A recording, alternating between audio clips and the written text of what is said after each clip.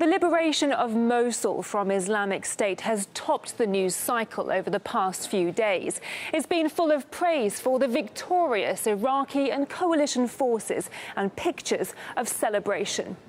Victory over ISIS in Mosul. Celebrations in the streets of Mosul. Embattled Iraqi city of Mosul is now free. The biggest city in ISIS's so-called Islamic State is in the hands of Iraqi troops. But against the backdrop of jubilation, humanitarian groups crying foul over the plight of locals.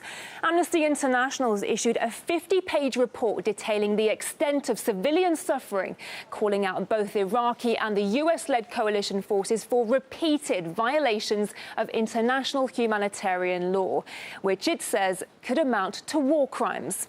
Amnesty says there was a reliance on imprecise weapons, an ignorance to the growing civilian death toll, and a failure to adjust tactics to the challenges created by ISIL.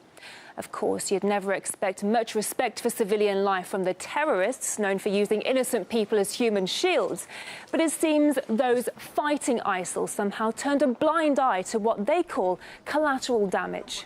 We have already shifted from attrition tactics where we shove them from one position to another in Iraq and Syria to annihilation tactics. Civilian casualties are a fact of life in this sort of situation. Besides, any additional needless deaths can just be blamed on the ruthless enemy anyway.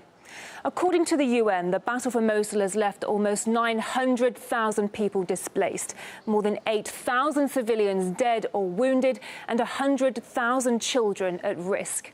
Sure, it's heartbreaking now, but if only we'd heard about it all sooner. Well, the neighboring street, all but destroyed. The street across, rubble. The street over there, it's the same story wherever you look. طيران يضرب على مود شخص واحد يوقع بيت كامل. طيران فد مرة. اي والله طيران فد مرة. We were sitting at my uncle's house. Haura, her mother and my uncle's wife went back home because Haura was sick and the house was shelled by American planes. I tried, but I couldn't save Haura from the shelling and the airstrikes. And ISIL were firing at us and there were snipers. When it comes to how the battle for Mosul will be remembered, it seems these pictures of celebration at the liberation will live on in the media, where the civilian suffering will be sufferance in silence. Well, another